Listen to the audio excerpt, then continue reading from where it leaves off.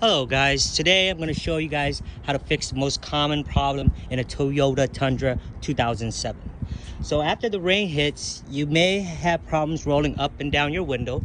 This is a very easy problem to fix. Now if you take this to the dealership, they're going to break your arm and your leg off.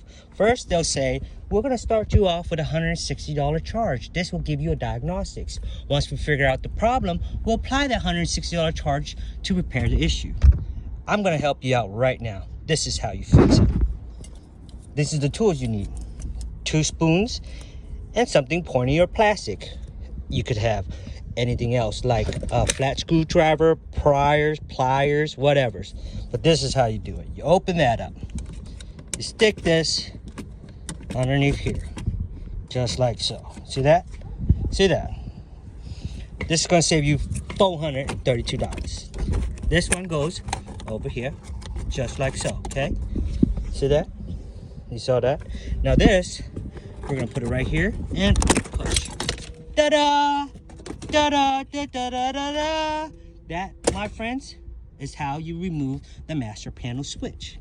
Now this is the tricky part here. This is how they're gonna steal you $400, because you're not standing there watching them, seeing if it's their problem or what.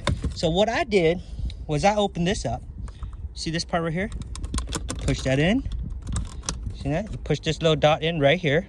This will come out. Slide that out. Da-da. Now, when I opened this up, this is what I found. One of these connections right here was just a little bit black. It was just basically dry.